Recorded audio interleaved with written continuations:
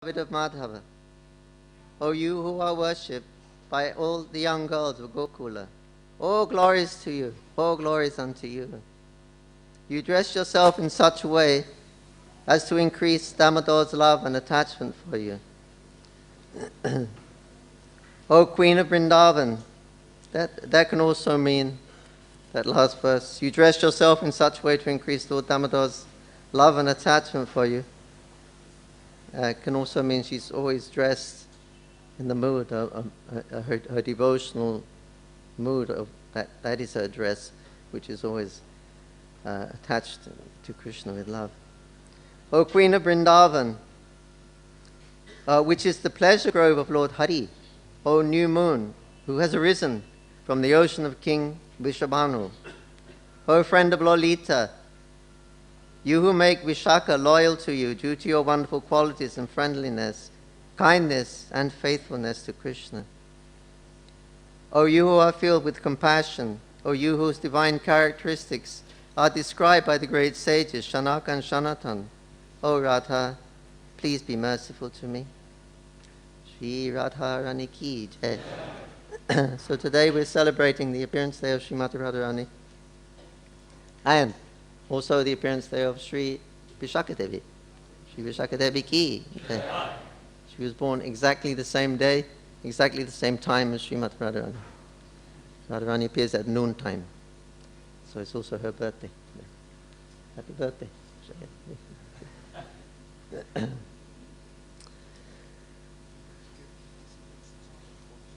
Pardon?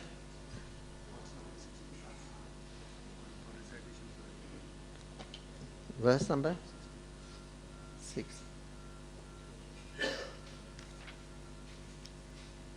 Okay.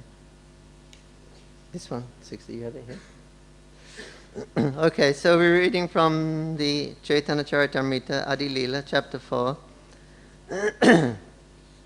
Confidential reasons for Lord's appearance. This is text number 60.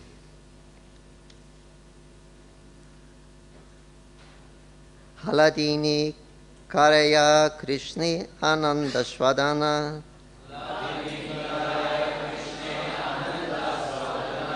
Haladini Dvarakari Bhaktara Poshana Haladina Karaya Krishni Ananda Shwadana Haladinira Dvarakari Bhaktara Poshana Haladini Karaya Krishna Nanda Dashvadana Haladinira Dvarakara Bhaktara Poshana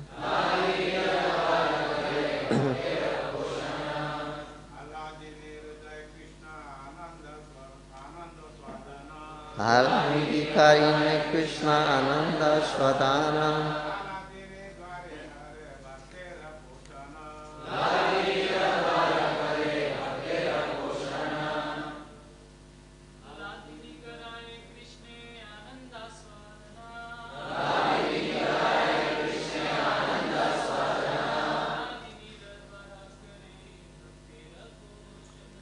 Haladinira Dvarakari Bhaktara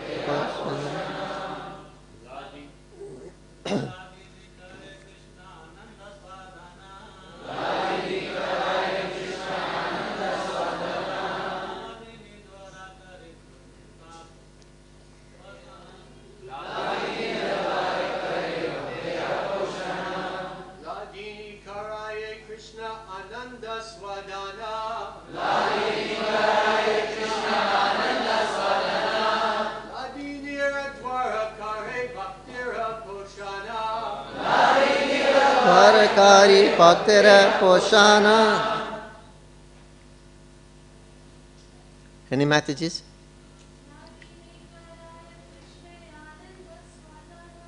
Haladini Karaya Krishna Nanda Swadana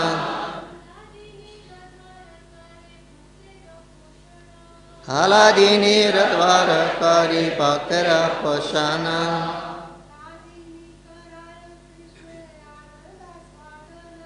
Haladini Karaya Krishna.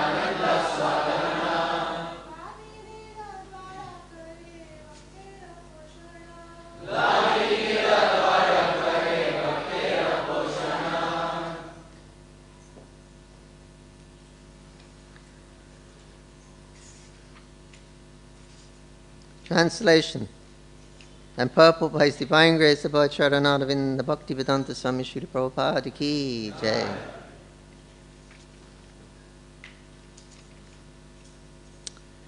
That Haladini energy gives Krishna pleasure and nourishes his devotees. I'll just read the verse before then. Srimati Radhika is the transformation of Krishna's love. She is his internal energy called Haladini. That Haladini energy gives Krishna pleasure and nourishes his devotees. Purport. Srila Jiva Goswami has elaborately discussed the Haladini potency in his Priti Sandarbha. He says that the Vedas clearly state only devotional service can lead one to the personality of Godhead. Only devotional service can help a devotee meet the Supreme Lord face to face. The Supreme Personality of Godhead is attracted by devotional service, and as such, the ultimate supremacy of Vedic knowledge rests in knowing the science of devotional service.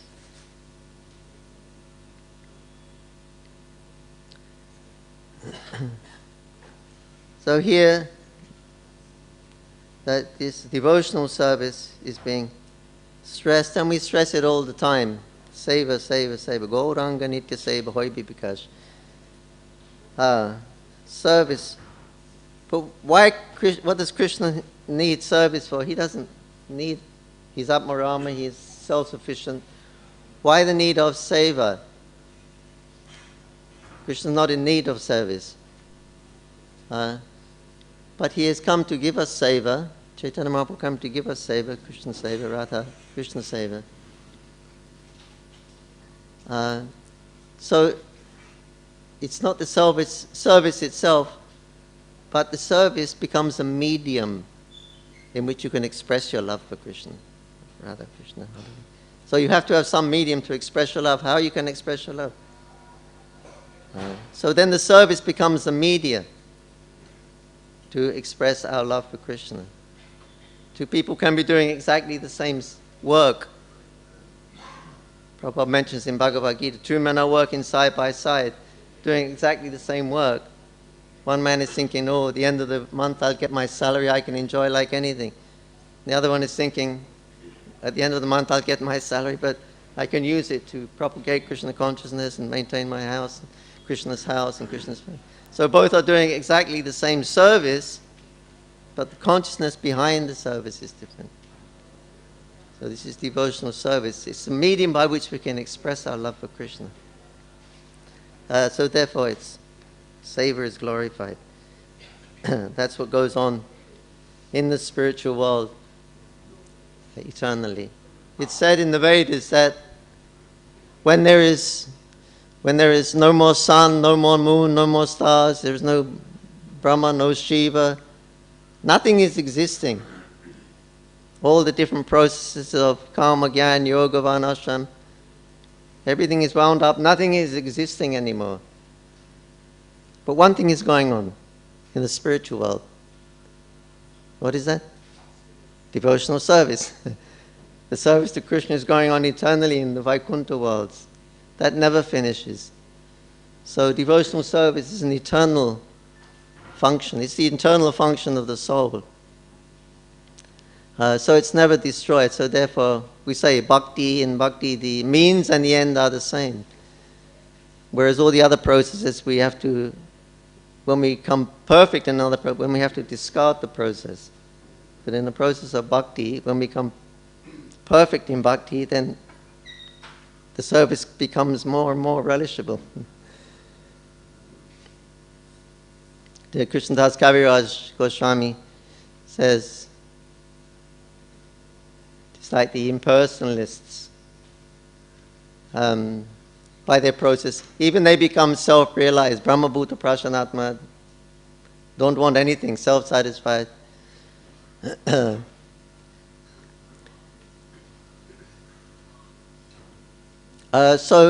by their processes of Gyan, Yoga, whatever they're doing, their austerities, their study of the Vedas, they actually become Brahman realized. The Ham Brahmasmi, they're realizing Brahman.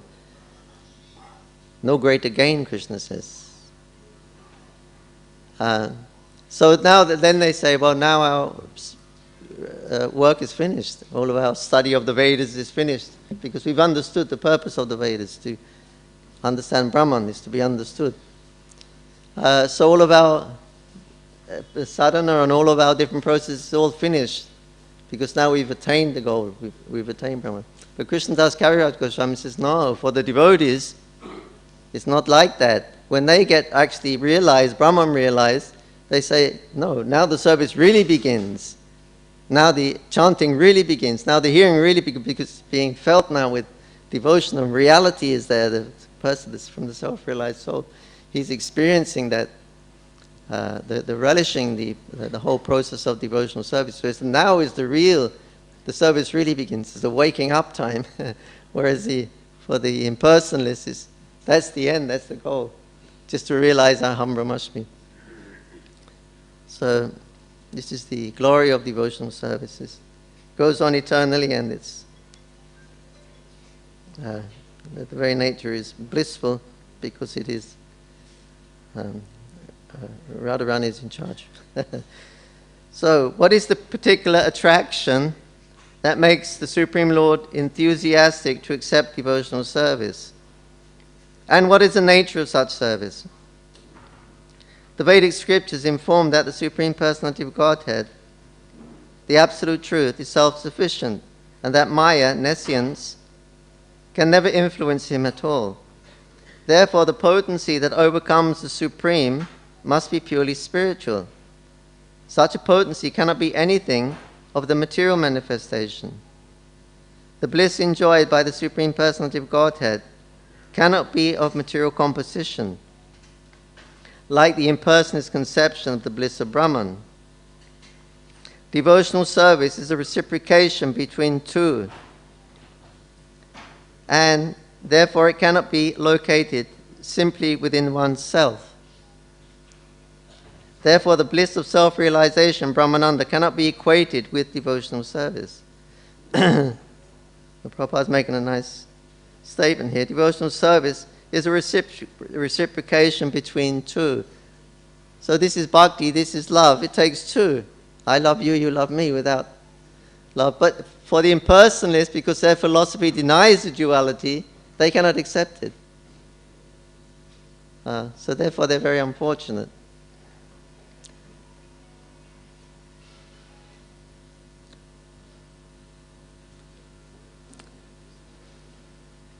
I can't remember where this is from. If anybody knows, they can please tell me. But anyway, I remember it. And I thought it was Chaitanya Mahaprabhu discussing with the impersonalists, but I can't find it. Anyway, the question, the statement was made by the Mayavadi sannyasis. They said, actually, some of us are self-realized. We have actually understood Brahman. Few of us. And with this realization of Brahman, although one feels self-satisfied, there's nothing else to gain, he needs nothing. There's something that kind of a lingering, inside there's a lingering feeling that there is something else. But the philosophy of Shankaracharya denies anything else, there's no duality. But the actual realization, when a person is actually he's realizing Brahman, he's feeling there's something more. And then he said, now you're explaining the process of bhakti, I can understand what it is. It's like devotional service means activities of Brahman. But we are taught Brahman is no activity, there's nothing there. But actually we cannot deny the feeling is there.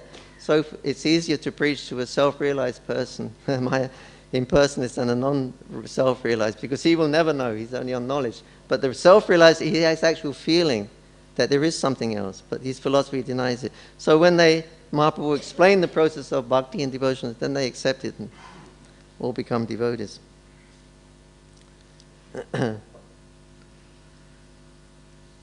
Yeah, so it's a devotional service is reciprocation between two. Prabhupada says in the introduction of Sri Chaitanya Charitamrita, Radha Krishna is the exchange of love.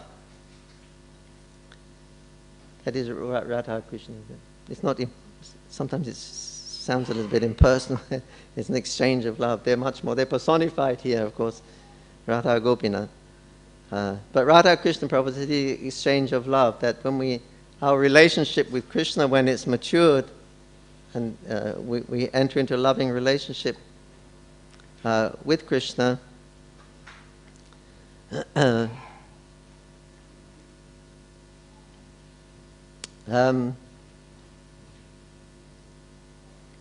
That is Radha Krishna.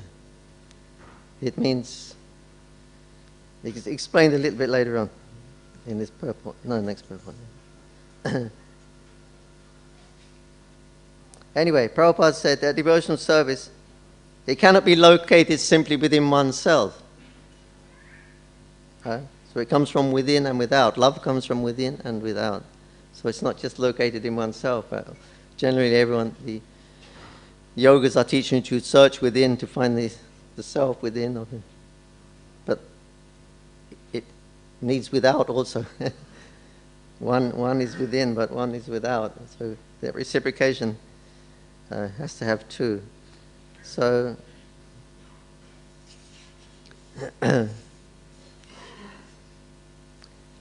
so because this love of God is the final goal of life, then this is the what we're aspiring for to come to this stage. I think it's or maybe Uddhava. Krishna is speaking to Uddhava. Maybe anyway, he says, "I'm conquered by the love of one who has conquered his mind." So this is how we can conquer Krishna. By the love of one who has conquered his mind. So what is this love? This love is Haladini Shakti. That's the loving potency. So in other words, Krishna is saying, I'm conquered by Radharani.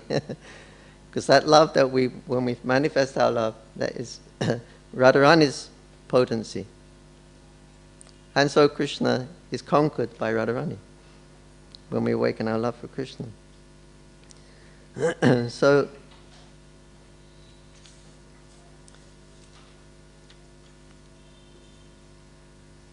so therefore the bliss of self-realization, Brahmananda, it cannot be equated with devotional service. Okay, now we were just singing about the 4 Kumars, Shanat, Shanatan. They're glorifying Radharani, but previously they were holding a impersonal kind of view. They were actually Brahmavadis.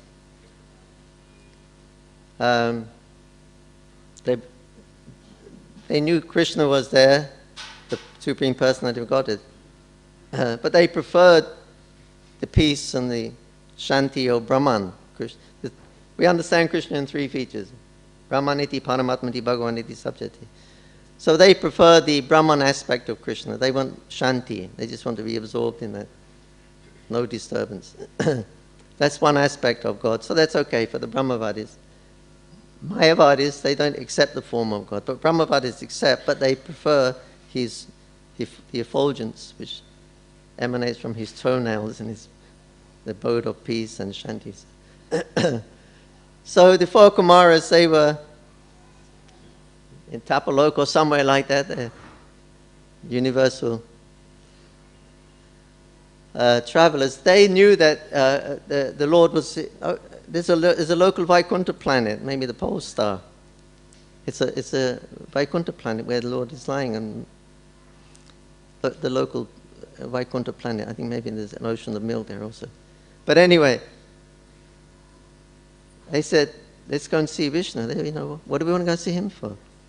I mean, he's great and everything like that, but what pleasure will we get going to see Vishnu in his abode when we are completely self-satisfied here? What does it matter? We don't want to go anywhere. We're satisfied wherever we go. What's the point of going out? No, we go for a picnic, have a set of curiosity, we'll go and have a look. Somehow or another, they went over to see the Lord. And when they approached the Lord, they go, what's that smell there? Beautiful aroma was coming from the lotus feet of Krishna, saffron and chandan and things like that, tulsi on his feet. And they started to feel ecstasy. They said, what is this? How come we're feeling more ecstasy from our nose, which is one of the sense organs, than ourself? We've been relishing the bliss of ourself, and we understand that the senses are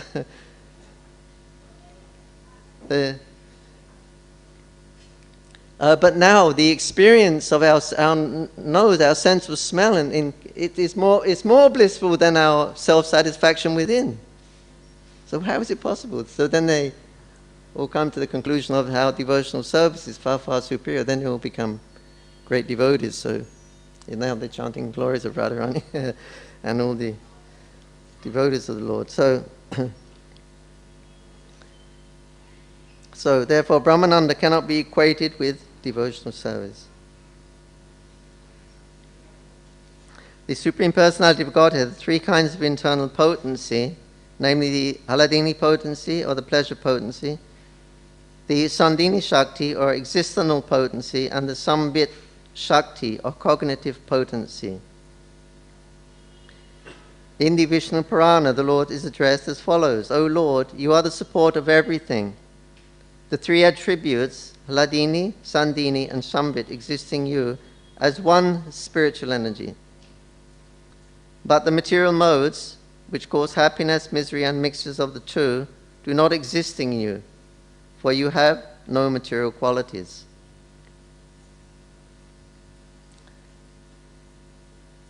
So these are three attributes, what we call Satchit Ananda. Sandini, Sambit, and Haladini. Same thing, Satchit Ananda. Eternality, knowledge, cognizance, and bliss. These are the three spiritual potencies of the Lord.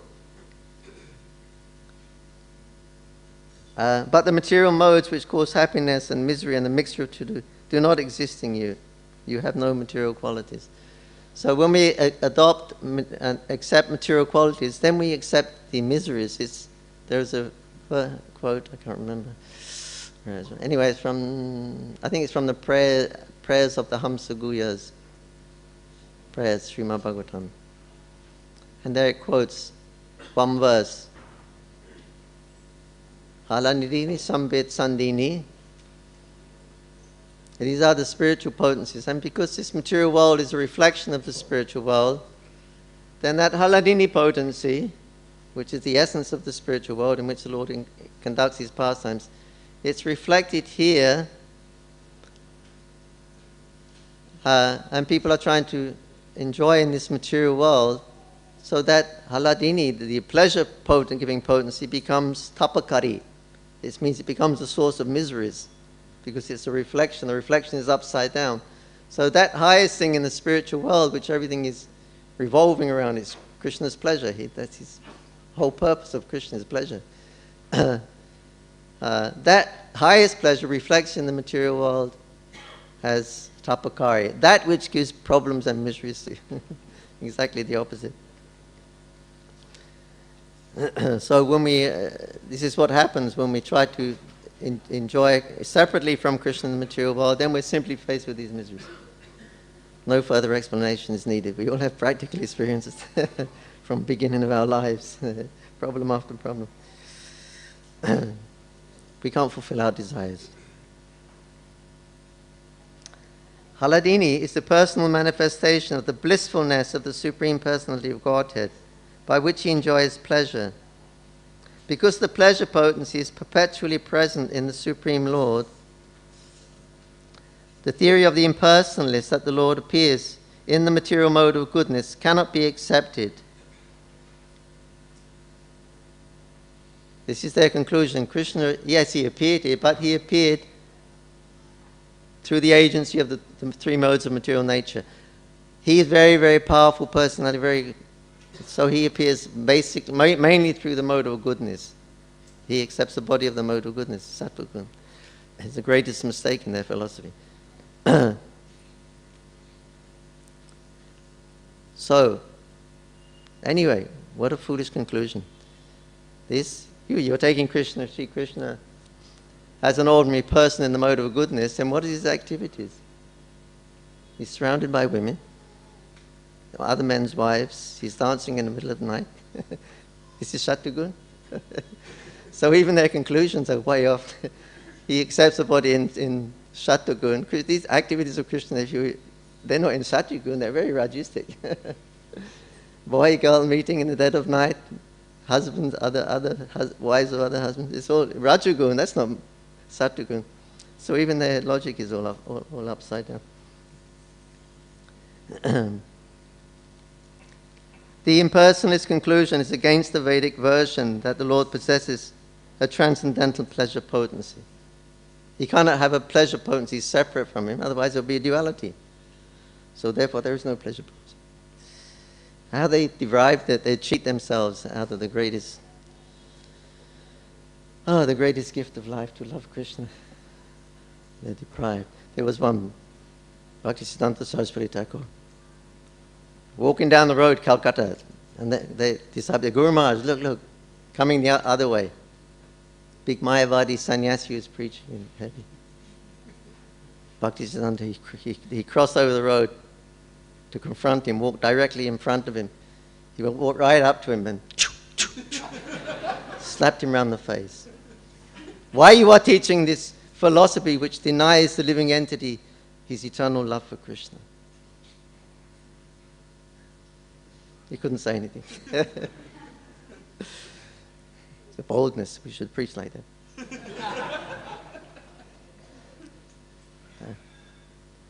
So, the impersonalist conclusion is against the Vedic version. Prem Pumata Pumam. The Vedic version, the final goal, Prem Pumata, is to love God. And they're denying the living entity. This is how this philosophy, Bhaktisiddhanta Saraswati termed it as the evil fruit of India.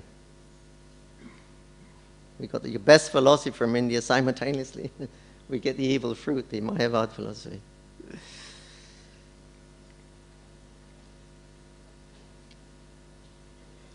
When the pleasure potency of the Supreme Personality of Godhead is exhibited by His grace in a person of a devotee, that manifestation is called love of God. Love of God is an epithet for the pleasure potency of the Lord, and therefore devotional service reciprocated between the Lord and His devotee is an exhibition of the transcendental pleasure potency of the Lord.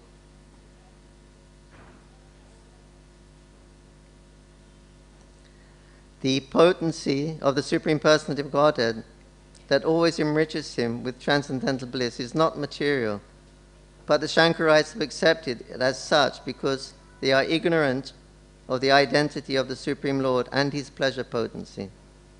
Those ignorant persons cannot understand the distinction between the impersonal spiritual bliss and the variegatedness of the spiritual pleasure potencies. The Haladini potency gives the Lord all transcendental pleasure, and the Lord bestows such a potency upon His pure devotee. So the Lord bestows His potency, Haladini potency, on the living, and then He enjoys. Krishna only enjoys the Haladini potency. So first He bestows. We have small Haladini potency is there. Ananda is small, but it's not big enough, it's not powerful enough.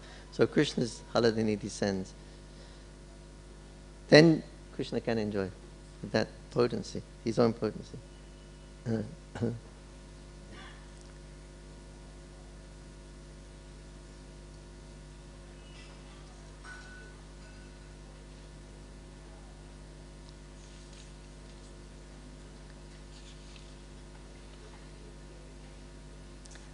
Okay, carrying on to the next. Krishna's body is eternal, sat, full of knowledge, chit, and full of bliss, and under. His one spiritual energy manifests in three forms. So it's one potency with the different aspects. Krishna's Vishuddha Sattva potency, his energies manifest in three aspects, or actually many unlimited aspects. But the Haladini is his aspect of bliss, Shandini is the eternal existence, and Sambit is of cognizance, which is also accepted as knowledge. Purport: in his thesis, in the Bhagavad Shandarbhas, Sri Jiva Goswami explains the potency of the Lord as follows: the transcendental potency of the Supreme Personality of Godhead, by which he maintains his existence, is called Sandini. The transcendental potency by which he knows himself and causes others to know him is called Shambit. The transcendental potency by which he possesses transcendental bliss and causes his devoted to have bliss is called Haladini. So these are the different potencies of the Lord.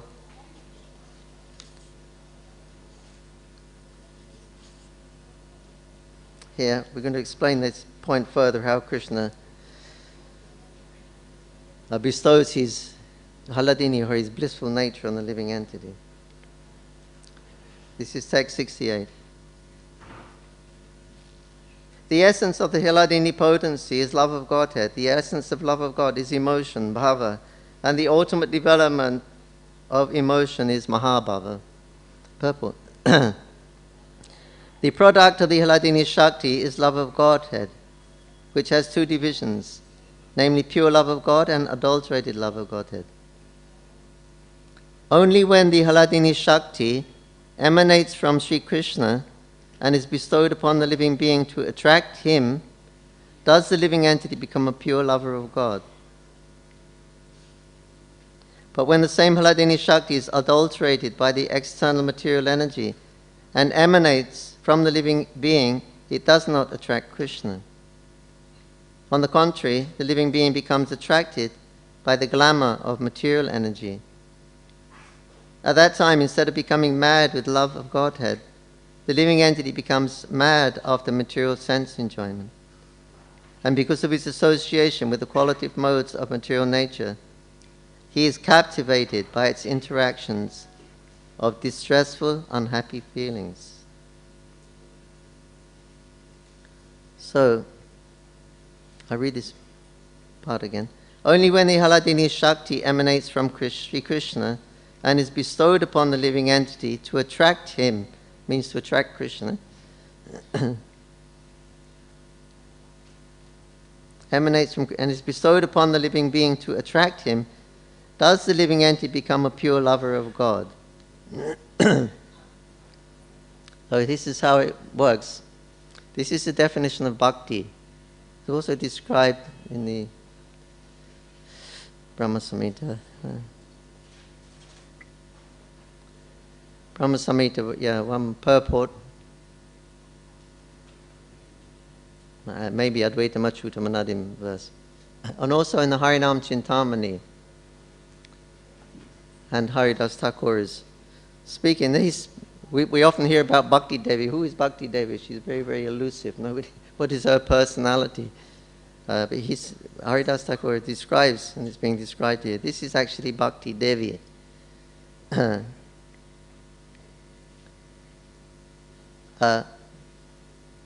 Only when the Haladini Shakti emanates from Sri Krishna is bestowed upon the living entity to attract him, does the living entity become a pure lover of God.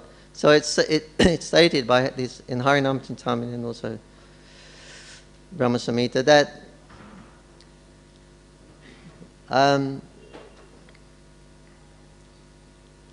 we are existing, the eternal nature, we are cognizant, we have knowledge. Now when our existence and our knowledge are our cognizant factor wants to search after perfection in life, and he starts his search, and ultimately he comes to the path of bhakti and understands now our Haladini potency, our minute portion. We have minute portion of Haladini, Sambit and Sandini, Satchitananda. We have that is what is attracting Krishna, but it's not big enough, it's not powerful enough to reach Krishna.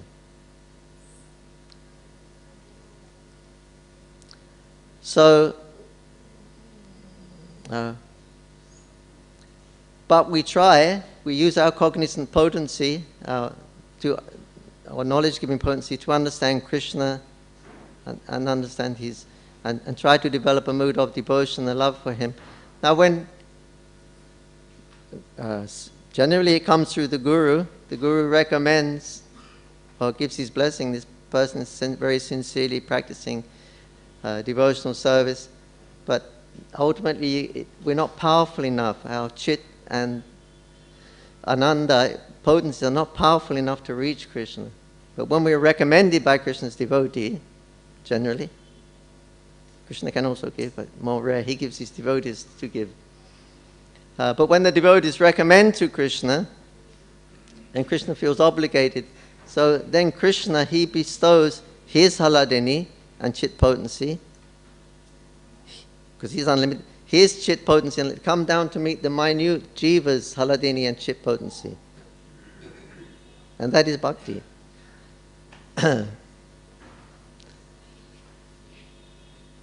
So, now the living entity is engaging in a loving relationship. His love has been awakened by the grace of the descending Haladini potency, has awakened his love for Krishna, and now he's engaging in service to Krishna. Krishna is reciprocating with him. But who is actually Krishna reciprocating with? God's business is love, is pleasure.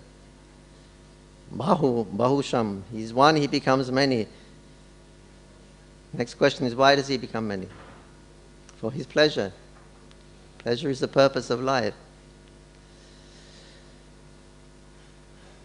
But Krishna's pleasure. I'm thinking, yes, pleasure is the purpose of life. I'm always seeking pleasure.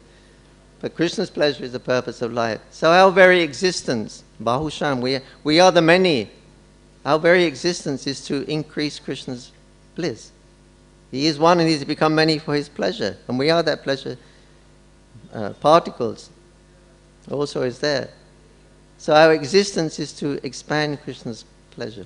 So when we have that attitude, and then Krishna is pleased, he bestows his Haladini potency, and then enters into a relationship with the living entity. But the actual relationship is based on Krishna's reciprocation with the Haladini, the pleasure-giving potency. And that Shakti is, Haladini Shakti, Srimati Radharani. So what is actually happening is that Krishna is associating with Radharani. But we are identifying it. It's our Haladini potency that we're using. We're entering into a relationship with Krishna. But factually what's happening is Krishna is enjoying with his Haladini potency, which is Radharani. So actually there's nothing in existence except Radha Krishna, the love of Radha and Krishna. But we're experiencing as our own relationship with Krishna. Prabhupada says in the Bhagavad Gita, last chapter, last shloka, last purport, last sentence. The author of a book often gives his conclusions in the very last thing. So this is Prabhupada's conclusion. Anybody know? Okay, you have to read Bhagavad Gita after. But Prabhupada says that he speaks about how the living entity has his minute independence, how he misuses that independence and becomes bound up in the material world. But by proper use of that independence, he again, the living entity, can regain his original status, his original transcendental position in the Haladini potency, in the pleasure-giving potency. This is where Prabhupada's Bhagavad Gita, as it wants to take us, out of the material world and into the pleasure pastimes of Krishna. It finishes on that point. Prabhupada finishes on that point. Into the Haladini potency, the pleasure-giving potency, that's where we belong. In there, giving Krishna pleasure. Where everybody is under the influence of this pleasure potency, serving Krishna, pleasing Krishna. So, this is the author's revealing his intentions, luckily for us. This is where Prabhupada wants to take us. And back in our position, serving Radha and Krishna. Yeah. But ultimately, it's nothing but Radha and Krishna is enjoying in this world.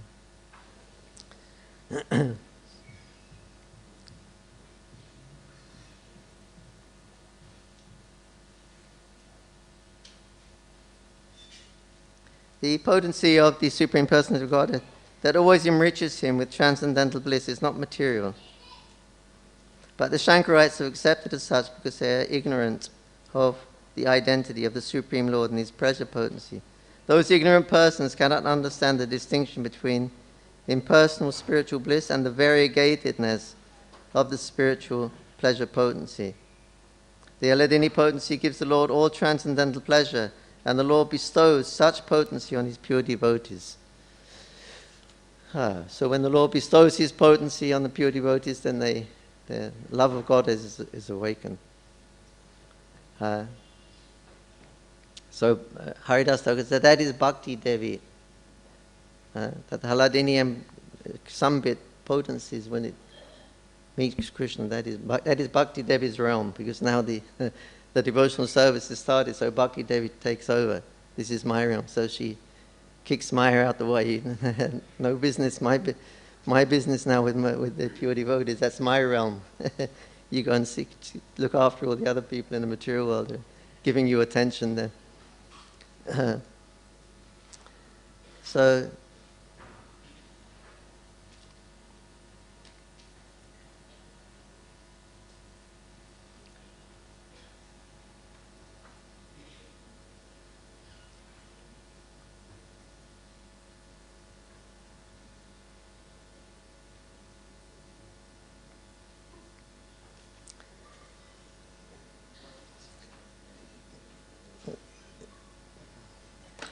I'm going to read a story of how Srimati Radharani created Navadip Dham. Navadip Dham ki jai. And this is from the Navadip Dham Mahatmya, Prikram Kanda. No, it's not the Prikram Kanda, it's the Praman Kanda. And this is from the Ananta Samhita.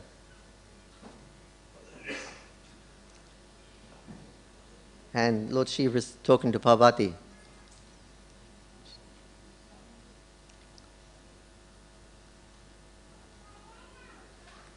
And Lord Shiva replies, "O Parvati, please hear the reason for Navadvip's appearance, as described in the Ananta Samhita, and as I have heard from the mouth of Lord Narayana. A bee plays in the lotus. As a bee plays in the lotus, Krishna was enjoying with Viraja in the pleasant forest groves of Vrindavan. Moon-faced, doe-eyed Radhika heard this news from one Shaki and hastily ran to find Krishna. Seeing that Radha was coming, Krishna suddenly disappeared, and Viraja became a river. Radha again heard that Krishna was enjoying with Viraja, but when she arrived there, she could not find him. Absorbed in thoughts of Krishna, Radha began to think. She gathered all her Shakis together between the Ganges and the Jamuna rivers. She created there a beautiful place decorated with creepers and trees, filled with male and female bumblebees. Deer and buck were happily enjoying as they wandered about, and the whole area was filled with the fragrance of jasmine, malika, and malati flowers. The transcendental abode was adorned with tulasi forests and decorated with various groves. On Radha's order, the Ganges and Jamuna, with their pleasant waters and banks, acted as a moat to protect the garden. Cupid himself, along with springtime, eternally reside there, and the birds constantly sing the auspicious name of Krishna. Radha, dressed in a colorful cloth, then began to play a beautiful melody on a flute in order to attract Krishna. Attracted by that melody, Krishna appeared in that enchanting place. Radha, the attractor of Krishna's mind, seeing that Krishna had come, held his hand and experienced ecstatic delight. Then Krishna, understanding Radha's mood, spoke with a voice choked with love. "O lovely face Radha, you are my very life. There is no one more dear to me than you.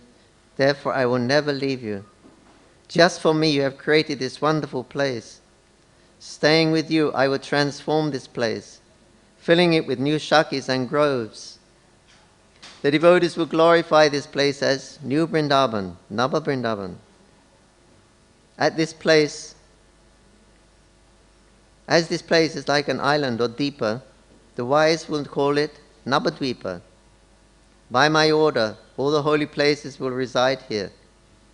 Because you have created this place for my pleasure, I will live here eternally. Those people who come here and worship us will certainly attain our eternal service in the mood of the Shakis.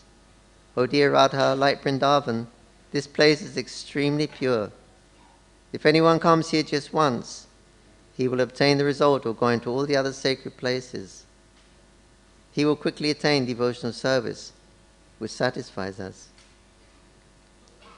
Shrimati Radharani ki, Navadip Dham ki.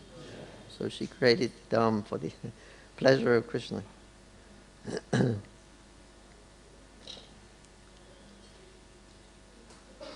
I'll tell another story. This is called Snapna Vilas. I think it's from Vishwanath Chakrabarti Thakur. And Radha and Krishna, they wake up in the morning and Srimati Radharani says, Krishna, I had an astonishing dream last night. Very astonishing. There was this beautiful person. He was golden complexion. And he was in this beautiful place on the banks of the river there, and there was bees and birds, and just like here on the bank of the Jamuna, exactly like that. And he was chanting Krishna's name. And sometimes he was swooning in ecstasy and falling down, and sometimes he was chanting Radha's name and falling down. Very mysterious. I couldn't understand. He was just like me, you when you call me and when I call you. He was calling your name and but who was this personality?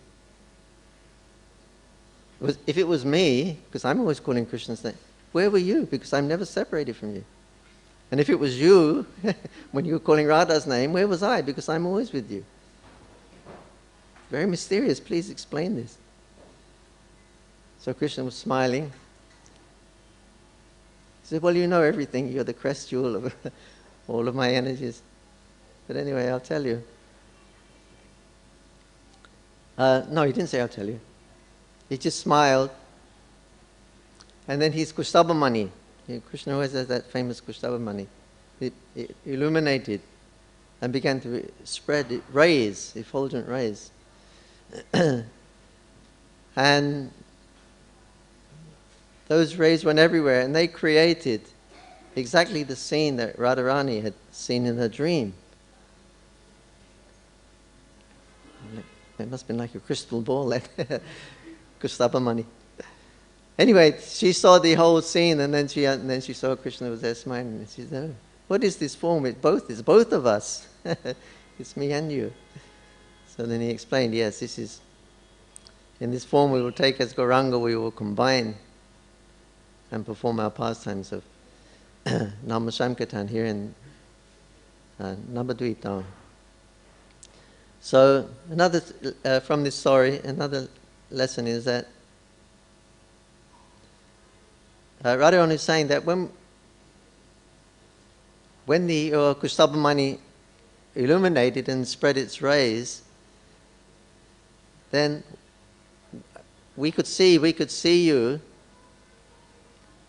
as we know you. And everybody can see Krishna as they know Krishna, whether they're Krishna devotees, Ramchandra, or whoever. They could see their worshipful Lord. She said, now I can understand how you're one, but simultaneously everybody's worshipping you in different forms, but you are that one. Just like the sun's rays are diffused everywhere. When you look into a ray of the sun, that's exclusive for you, that ray. You can see the sun exclusively through that ray. So we're all looking at the sun, but we're all looking through different rays. So like that, it goes and it illuminates our Lord. Whatever our Lord is, we can see. So simultaneously, Krishna is one, but according to the devotee's devotion to the Lord and his choice, He's looking at that one Krishna through a different ray. He's seeing his worship of the Lord. One of the different features. So Radharani was saying, now I can understand how you are one, but simultaneously you are all the other forms as well. Hare Krishna. Mystical.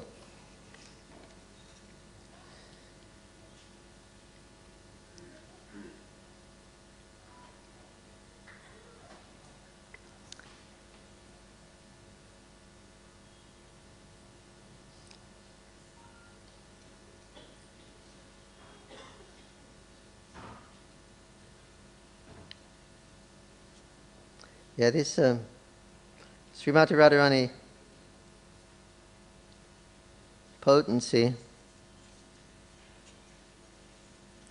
this is also described in the Navadvip Mahatmya.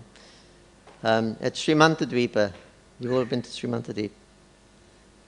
There we have Srimantini Devi, deity with Gauranga Mahaprabhu. So,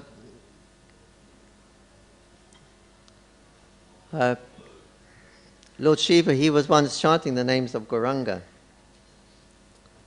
And he was in such an ecstasy that the whole universe was shaking. So Parvati went to see what was happening. And she saw Lord Shiva dancing and chanting, Gauranga, Gauranga, Gauranga. So when he became external, she asked him, what was that name of Gauranga you were chanting? I've never seen you in such ecstasy, and I've never heard that name before. I know it's the name of Krishna, because when you chant Krishna's name, I'm feeling the same bliss as when you're chanting this Gauranga's name, but I've never heard of this Gauranga. Will you please explain to me?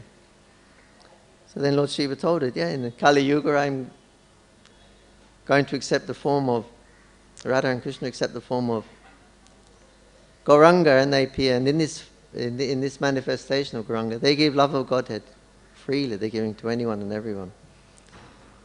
I've already left. I don't live in Kailash anymore. I got a place there on the bank of the Ganga in Navadvip. I'm already there meditating on the Gauranga. So immediately he said, if you want to go, you should immediately go to the place called Navadvip. So Srimantini immediately left. Parvati Devi immediately left. I meditated on that form of Gauranga that Lord Shiva had explained to her. So he was in meditation, hearing the holy names, and then she was hearing a kirtan was coming, kirtan. And she opened her eyes, and there was the person she was meditating was coming. Gauranga was there with his kirtan. He was drenched with love of Godhead, staggering, tears coming from his eyes and his beautiful body. And with all the devotees doing Prema Sankirtan. And then Mahaprabhu saw her. Who are you? Oh, Devi. Oh, it's you, mother. What are you doing here? And she said, well, listen, this is my plight, that you have come to deliver everyone. You're giving Braja Prem freely to anyone and everyone. But I am Maya Devi. I'm the external potency of the Lord. It said where Krishna is, these external potency cannot stand. Where the sunshine is, the shadow cannot stand. So I'm the shadow energy. I'm always behind you. So you come to give your mercy to everyone, but I cannot get it because I can't approach you. I'm Maya Devi. I'm the shadow. I have to be behind. So what is my fate? Everyone in the universe gets the bliss of an opportunity of your prema, but I don't get it. So this is my lamentation.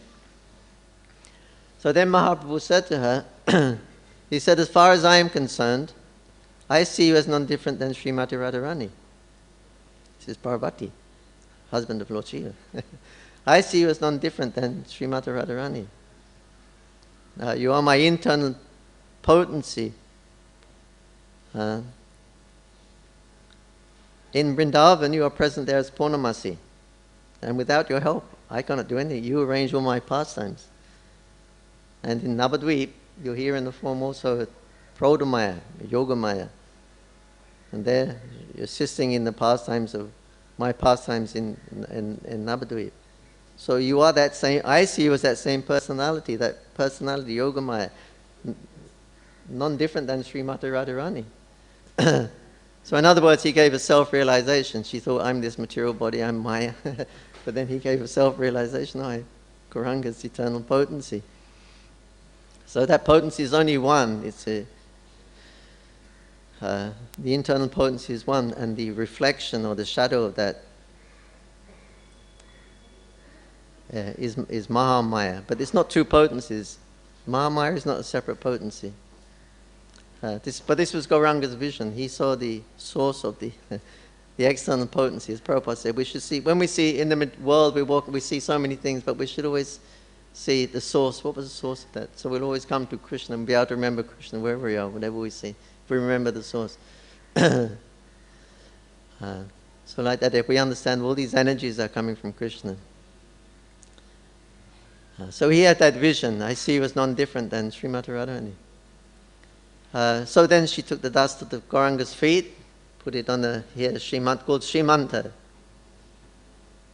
the Parvati, Sati, most chaste woman in the universe. Her husband is Lord Shiva. Why is she taking the dust of another man? No, because she became self-realized and realized, no, you are my husband. Shiva is the Guna Avatara. He is Vishnu, he's a Guna Avatara. You are my husband. I recognize you now. You are my eternal husband. So she took the dust of the feet of Gauranga and put it on her Srimanta. Srimanta Devi ki jai.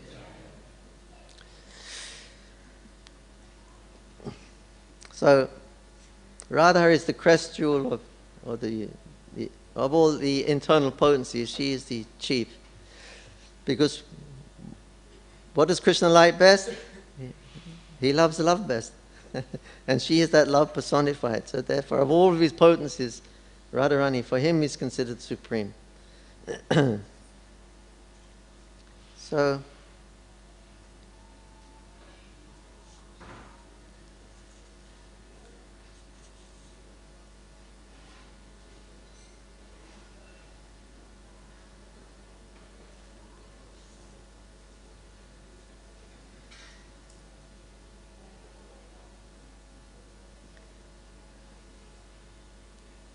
So also we find out a lot about Srimati Radharani's mood with okay, here is the Haladini potency in respect to the Panchatattva. So here is the progression. See, the Panchatattva are the Yuga avatars. We have to go through Panchatattva. Without going through Panchatattva, you cannot reach your ultimate perfection. They have invented for Kali Yuga. So here is a progression. That actually Narottam Das Thakur also sings in his song. Where is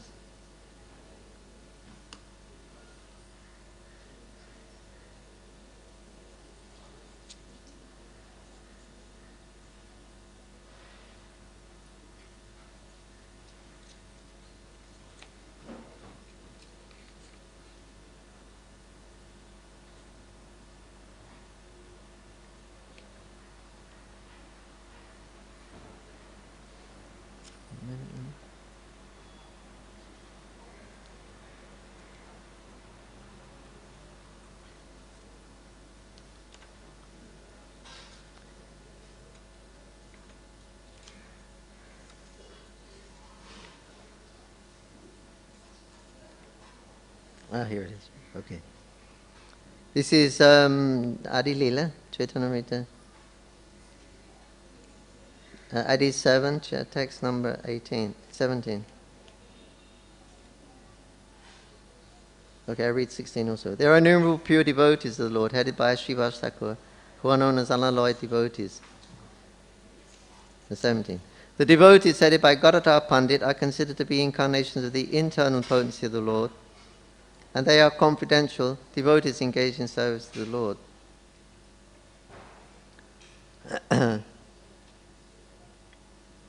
So,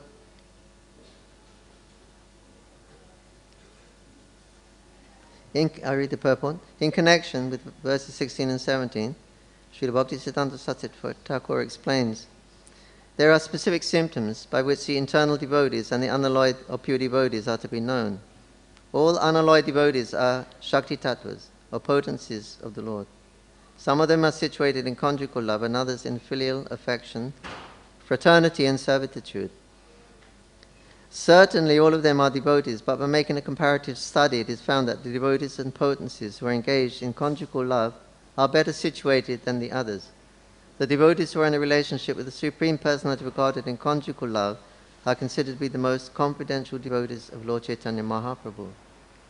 Those who are engaged in the service of Lord Nityananda Prabhu and Lord Advaita Prabhu generally have relationships of parental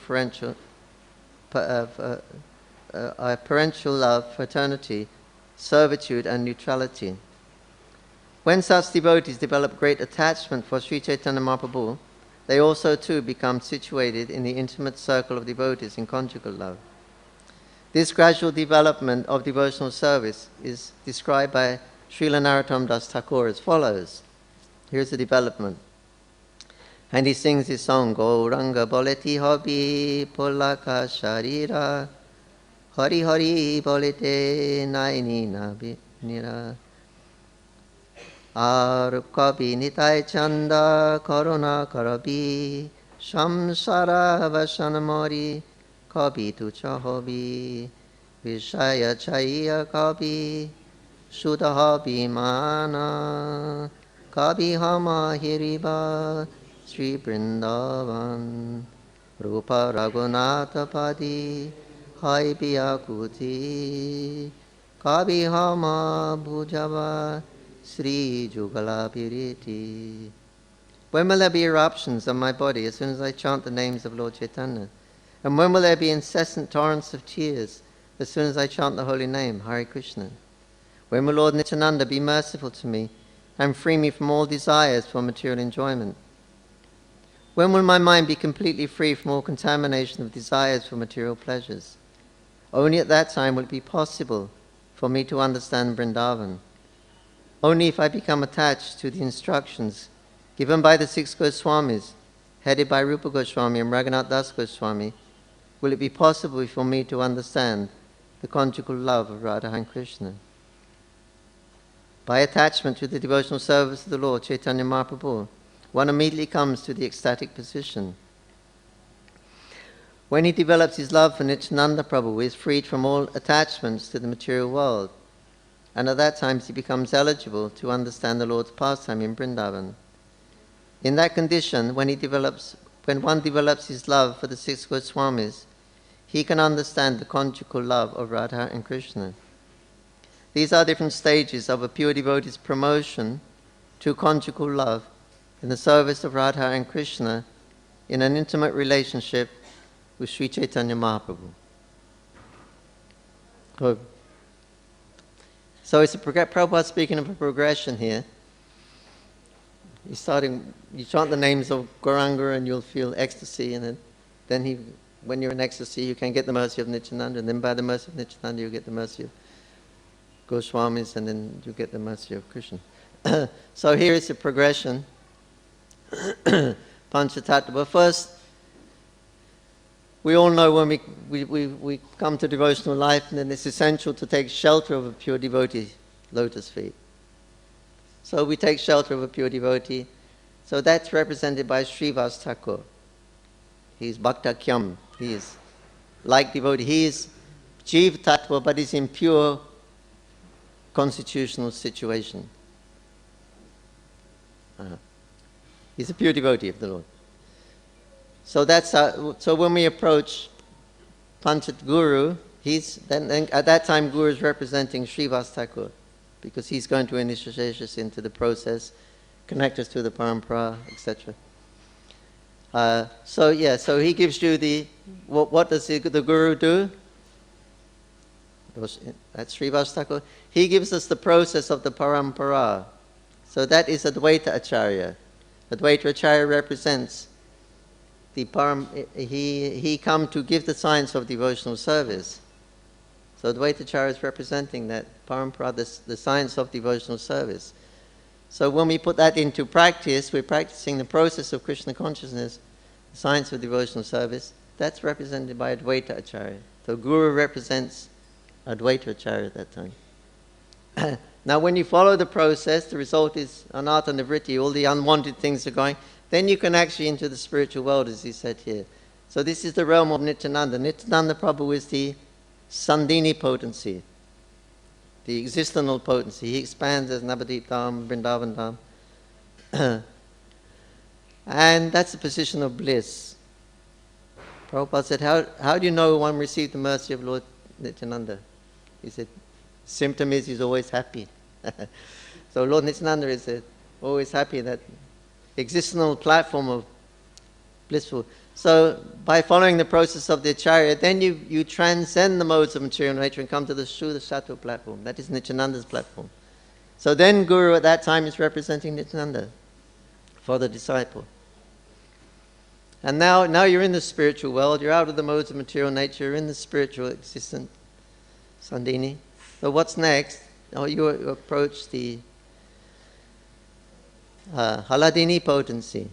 That's when he's singing Rupa Raghunatha Bhavati, he's saying this is representing the Haladini potency. These Rupa and Raghunatha are expansions of Srimati Radharani. They are Haladini potency. So when you're in the spiritual realm, out of the material realm, then you develop your love for the six Goswamis, the Rupa and Raghunatha, or that's representing as the Haladini potency, Gadadhar Pandit. And by the mercy of the Gadadhar Pandit, by the mercy of that Haladini potency, then Krishna will be attracted. So then you can understand what is Radha and Krishna. So this is the progression that's given in Kali Yuga, and we have to go through this progression. And how Guru is also, that's the 5 tattvas, there's a 6th tattva, that is Guru tattva. Krishnadas Kaviraj said, the Guru becomes the 6th tattva. 2 tattvas very difficult to understand. There's Shiva tattva and Guru tattva. Because Shiva, he is like yogurt and milk. You can't understand. He's in between. So it's difficult to understand. Guru is more difficult even than Shiva. Because Guru, he's representing all these tattvas. He represents Shiva tattva. he represents the Shivash, or the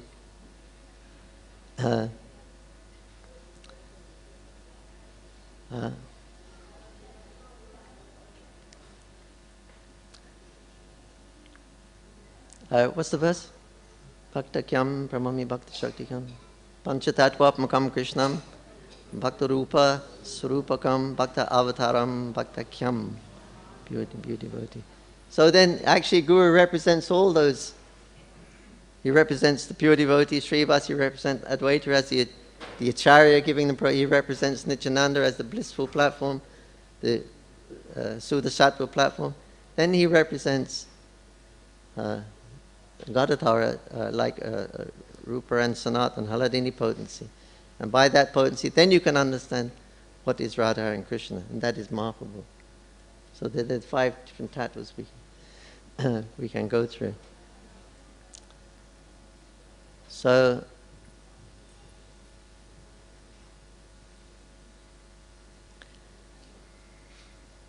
yeah, and so this way we can understand by the Panchatattva's mercy what is actually Radha, what is Radha and Krishna. Otherwise it's not possible in this age of Kali. But Lord Chaitanya Mahaprabhu was so kind. He revealed so much of the identity of Radha Krishna and the emotions of Radha, what is Radha and Krishna. In his Rath Yatra festival, when he was speaking to Lord Jagannath, he was revealing so much that when the inhabitants of Vrindavan went to Kurukshetra to see Krishna, and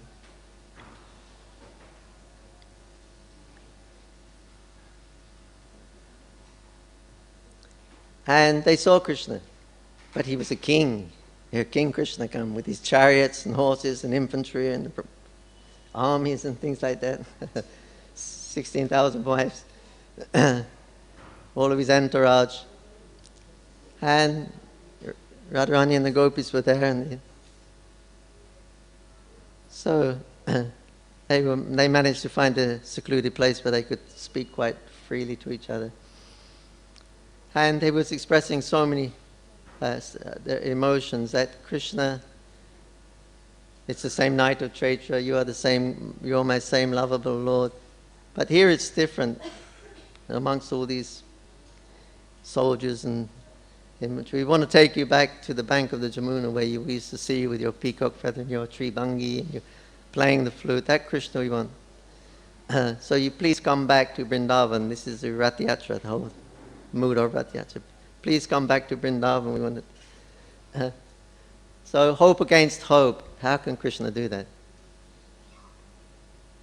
How can he go back to Vrindavan? He's got his wives with him and his armies and things like that. But Radharani is there. She's hoping against hope. Please come back. Bhaktivinoda Thakur, he wrote something, and he said, I would like to do my bhajan at Kurukshetra. So the disciples of Bhaktisiddhanta Saraswati Thakur said, why did Bhaktivinoda Thakur write that?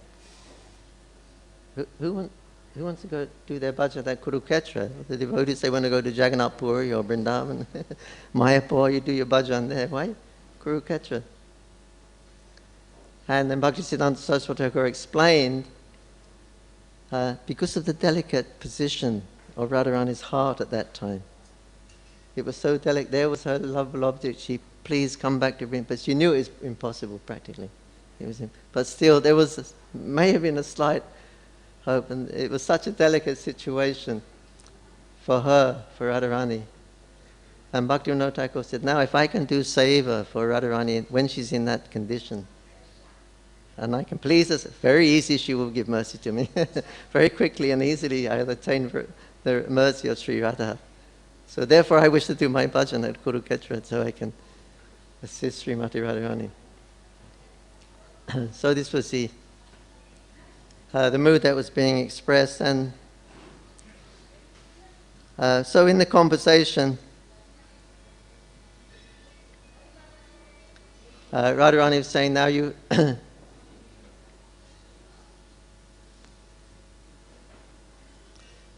First of all, he said, you sent Uddhava to Vrindavan with a message.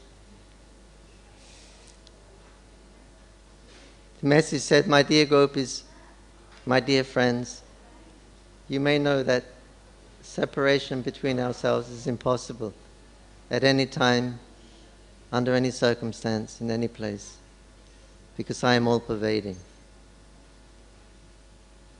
So Radharani said, why you're treating us like Gyanis, teaching us this impersonal Brahman realization that you're all-pervading.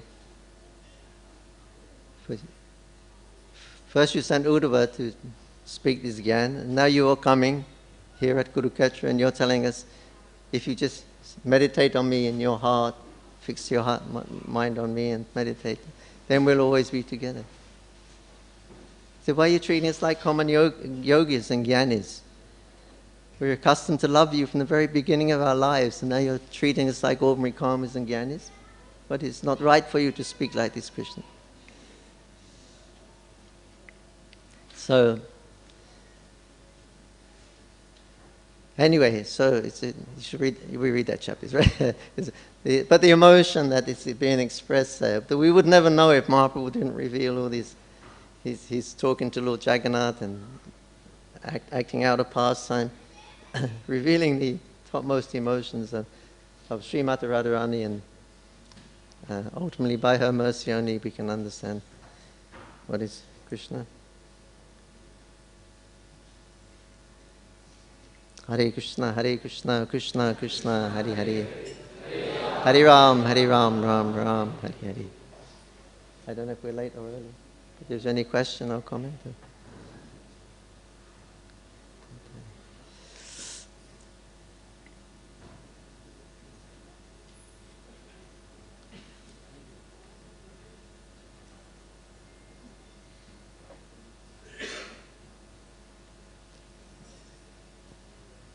Hare Krishna. Hare Krishna. So, thank you very much, Jananivas Prabhu.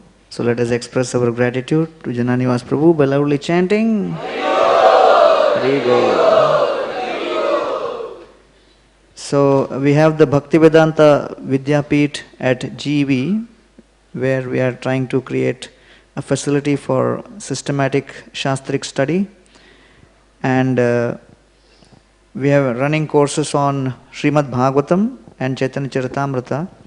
So His Grace Gaurang Darshan Prabhu and the team of devotees have tried to create a very beautiful guidebook for Srimad Bhagavatam study of first and second canto.